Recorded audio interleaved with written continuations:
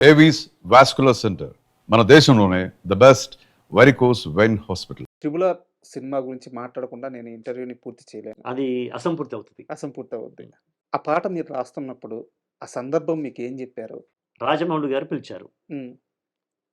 విజయేంద్ర ప్రసాద్ గారు ఉన్నారు. కీరవాణి గారు ఉన్నారు. రాజమౌళి గారు, రాఘవేంద్రరావు గారు, దాసనారాయణరావు గారు కలిపితే తయారైన ఒక అత్యంత మేధోవంతమైన సున్నిత హృదయంతో కలిసినటువంటి క్యారెక్టర్ రాజమౌళి గారిది. హ్మ్. ఫస్ట్ ఇది నేను చెప్పాలి. హ్మ్. ఎక్కడ హృదయాన్ని నొప్పించేటువంటి చూపు కూడా ఉండదు. ఎక్కడ మనల్ని తగ్గిస్తున్నాడు అన్నట్టుగా మనకు అసలు ఆలోచన కూడా రాదు. హ్మ్. సమానంగా వాళ్ళ తండ్రి గారిని ఎట్లా గౌరవించి కూర్చోబెడతారో అలా ఆయనకంటే వయసులో పెద్దోన్నాయి కదా సార్. కూర్చోబెట్టినారు.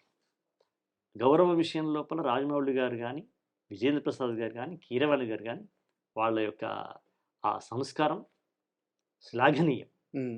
పిలిచారు. కానీ రాజమౌళి గారు చాలా ప్రతిభావంతుడు. ఏది చెప్పడు. హ్మ్. ఈవెన్ రామ్ చరణ్ కొడతాడని కూడా చెప్పలేదు రాజా. అవునా? ఆ! ఆ! ఆయన చేసే చమత్కారం చూడు. ఇంగ్లీష్ వాళ్ళు కొడతారు. ఈయన నేను తలవంచని అంటాడు. పూర్తిగా ఎన్టీఆర్ పాటనే చెప్పారు. ఆ! భీమ్ పాటే. ఇంగ్లీష్ వాళ్ళు కొడుతున్నారు. ఆ! నేను చచ్చినా లొంగని అంటున్నాడు. ఆ! ఏం రాస్తావు అన్నాడు. హ్మ్. డిస్కషన్ అయింది. డైరెక్టర్ ఆఫ్ పాయింట్‌లో రాయాలా? లేకపోతే ఇంకో విధంగా రాయాలా? అని అన్నప్పుడు ఇది డైరెక్టర్ ఆఫ్ పాయింట్ మీద రాయాలి కదా అన్నాడు. నేను ఒక చిన్న మార్పు చెప్పిన. ఆయన లిప్ ద్వారానే వస్తే ఎట్లా ఉంటది అన్నాను. హ్మ్. అంటే స్వోత్కర్ష అవుతదేమో అన్నాడు. నేను వీరుణ్ణి అంతే కదా! నేను లొంగను. నాది ఎవరెస్ట్ లాంటి శిఖరం, శిరస్సు అట్లా వస్తే స్వోత్కర్ష అవుద్దండి. నేను రాసినాక చూడండి అందులో స్వోత్కర్ష ఉండదు. బలిదానం ఉంటదని చెప్పా. హ్మ్. బలిదానానికి నిలబడినటువంటి ఒక మహోన్నత మానవతా సమిధా రూపం ఉంటుందని చెప్పా. హ్మ్. అయితే మీరు రాసి చూపెట్టండి అన్నాడు. హ్మ్. కిరవాణి గారు కూడా నా వైపే అన్నాడు. యెస్. మీరన్నాను కదా! మీరు రాసి తీసుకురండి. నిజంగా బావుంటే ఓకే. లేదనుకుంటే మనం చెప్పిన పద్ధతిలో పెడదాం. ఇప్పుడు 3 రకాలు ఉంటది మిత్రమా. ఇప్పుడు తల వంచని రాజా అది అతడొక సూర్య తేజ అని నేను చెప్పినట్టు రాస్తాం పాఠం. కీర్తింపబడుతూ. థర్డ్ పర్సన్ మీద థర్డ్ రాస్తాం. పర్సన్. అర్థమైందా? లేదా ఎవ్వరయ్యా నాని నాని నాని నానా అని రాస్తాం. ఎవరు నువ్వు మహారాజా ఏ తల్లి కన్న బిడ్డవో విజయ రామరాజా నేను చెప్తున్నాను మీ గురించి. హ్మ్. This is second person. తనే చెప్తున్నాడు. ఈ థర్డ్ పర్సన్ తనకు తాను చెప్పుకోవడం. హ్మ్. ఇందులో ఈ ప్రమాదం ఉంది. కత్తి అంచు మీద నడక లాంటిది. కొంచెం ఇటైనా కూడా సొంత డబ్బా కట్టుకున్నట్టుంటది అవును. కదా! ఇది ఆ ప్రమాదమైనటువంటి నడక నేనే ఎంచుకున్నాను తప్ప వాళ్ళు చెప్పలా. హ్మ్. నేనే ఎంచుకున్నా. చెప్పి ఇట్లా నేను మీకు చేస్తానంటే ఒక 2, 3 ట్యూన్‌లలో చేయండి.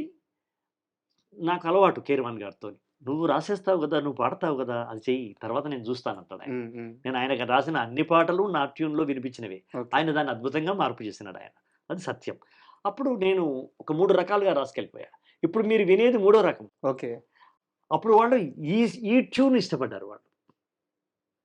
కొమురం భీముడో కొమురం భీముడో కొర్రాసు నెగడోలే మండాలి కొడుకో అందులో విషాదం ఉంది, ఆత్మవిశ్వాసం ఉంది, ఆశయం పట్ల అంకిత భావం ఉంది. ఈ మూడింటి పెనవేత్తోనే నేను ఒక్కొక్క అక్షరం రాసుకుంటూ పోయాను. అక్కడ ఎక్కడ మీకు సొంత డబ్బా అనిపిస్తుందా? అవును. లేదు. అనిపించదుగా. ఇది ఒక ప్రత్యేకమైన పద్ధతిలో నేను తీసుకెళ్ళాను. రగరాగా సూరీడై రగలాలి కొడుకో ఇది తెలంగాణ ప్రజల్లో ఉన్నటువంటి మాట. ఇవ్వాల దస్తే రేపటికి 2 హ్మ్. ఎందుకురా భయపడతావు? సస్తొకటి పుడితొకటి సస్తొకటి. ఎందుకురా భయపడతావు అని తనకు తానే అనుకుంటాడు. అట్లా అనుకున్న వాళ్ళే వీర తెలంగాణ నైజాం రాజు వ్యతిరేకంగా చేసిన పోరాటం లోపల కొంతమంది 4000 మంది వీరుల్ని గురించి మా నాన్న చెప్పినాడు. సార్. కాబట్టి ఆ వీరుని తలుచుకున్నాను నేను. కొమరం భీముడు అంతే. ఆ తర్వాత ఆయన చనిపోయినాడు గదా! హ్మ్. నైజాం రాజు చనిపోయినాడు. జల్, జమీన్, జంగల్‌తో చనిపోయినాడు గదా! చనిపోబోయేవాడు ఏం మాట్లాడతాడు? హ్మ్. అది సినిమాకు తెలీదు. అప్పుడు ఆ విషయం లేదు. కానీ నాకు తెలుసుగా. మీకు తెలుసు గదా! ఆ తర్వాత వచ్చి చచ్చిపోయినాడని. అదంతా ఇప్పుడు రాస్తున్నాం గాబట్టి, అప్పటి వ్యక్తిని మార్చి ఒక అద్భుతమైనటువంటి ఒక చిచ్చును, ఒక కార్చిచ్చును ప్రేరణ. రగిలించిన అవును. కదా! అలాగే భూతల్లి చనుబాలు తాగానట్టేరో తాగానట్టేరో చర్మాములిచే దెబ్బకు అబ్బంటోగాల చిలికే రక్తము చూసి చెదిరితోగాల బుగులేసి కన్నీరు ఒలికి తోగాల భూతల్లి సనుబాలు తాగానట్టేరో తాగానట్టేరో. తెలంగాణలో ఒక పలుకుబడి ఉంది, అది రాయలసీమలో ఉందా ఉత్తరాంధ్రలో ఉందా నాకు తెలియదు. ఏదన్నా ఉంటే అన్న నేను నీకు మాటిస్తున్నా, ఇది నేను చేయకపోతే నేను మా అమ్మకు నేను పుట్టనట్టే అని అంటారు. దాన్ని నేను ఇక్కడ కలిపా. ఇది నా బాల్యంలో విన్న మాట. నా బాల్యం కన్నా ఇంకో 30 ఏళ్ళు వెనక్కి పోయి రాసిన పాట అది. 1920లో రాస్తున్న పాట నేను. 20లో వచ్చినటువంటి మాటలే ఉపయోగించాలి. అది నాకు రాజమౌళి గారు నాకు స్వేచ్ఛ ఇచ్చినారు. ఎవరికి అర్థమవుద్దా, కోస్తా వాళ్ళకి అర్థమవుద్దా, మద్రాసులో అర్థమవుద్దా వదిలేయి, నేను దృశ్యం ద్వారా అర్థం చేపిస్తా, నువ్వు అక్కడ పుట్టి పెరిగిన కొమరం భీముడు వాయిస్ ఏదంటే అదే రాయన్నాడు. అది గ్రేట్నెస్ ఆఫ్ రాజమౌళి. ఎస్, నాకు స్వేచ్ఛ మైదానం ఇచ్చినాడు. చెరకు తోటలోకి ఐరావతం పోయినట్టు ఉంది నా పరిస్థితి. ఇట్లా మలుచుకుంటే దొరికిపోతుంది చెరకు తోట, ఎలా ఉంటుంది అది. అలా నేను మొదలెట్టా. కాలువై పారే నీ గుండె నెత్తూరు, సోత్కర్ష ఉందా. నేలమ్మ నుదుట బొట్టయితుంది చూడు, సొంత డబ్బా ఉందా. అమ్మ కాళ్లకు పారాణయింది చూడు, తల్లి పెదవుల నవ్వై మెరిసింది చూడు. లాఠీ తీసుకుని ముఖం మీద కొడితే ముఖం పగిలితే కూడా సంగపోళ్ళు ఎక్కడున్నావు అడుగుతున్నావురా, వాళ్ళు ఇక్కడ ఉన్నారా, నువ్వేమో గడ్డాలు ఉన్నారా అని అడుగుతున్నావు, వాళ్ళు ఇక్కడ ఉన్నారా అని ముఖం మీద కొడితే నవ్వుకుంటూ చచ్చిపోయింది ఒక ఆవిడ. మా అమ్మ చెప్పింది, నవ్వుకుంటూ చచ్చినప్పుడు తెల్లగా ఉంటుంది నవ్వు, కానీ ఆమె ఎర్ర నవ్వింది, ఎందుకంటే పగిలిపోయి బ్లడ్తో వచ్చింది. ఎర్రని పళ్ళు బ్లడ్తో ఉండి ఆమె నవ్వుతూ చనిపోయింది.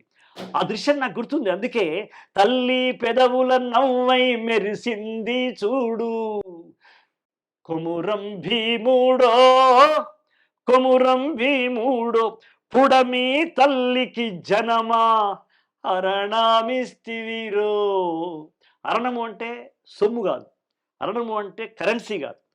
అరణము అంటే ఏంది, ప్రాణం ఉండేటువంటి జీవాలను ఇస్తే అది అరణం అంటారు తెలంగాణ. అంటే బిడ్డెంబడి ఒక బర్రెనిస్తే, ఒక మేకనిస్తే, ఒక ఆవునిస్తే అది అరణం. ఎందుకు ఇస్తారు అరణము? బిడ్డ మా దగ్గర పెరిగి ఒంటరిగా వెళ్ళిపోతా ఉంది, మా జ్ఞాపకాలు వస్తాయి.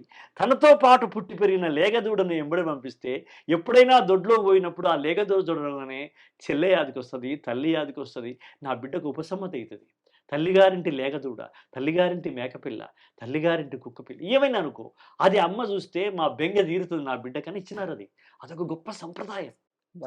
ఆ సంప్రదాయాన్ని నేను ఇక్కడ పెట్టా. పుడమి తల్లికి జన్మని ఆనందించిన ఎందుకన్నాము, ఆయన తర్వాత చచ్చిపోతాడన్న సంగతి నాకు తెలుసు కాబట్టి. నేను 2023లో రాస్తున్నాను పాట.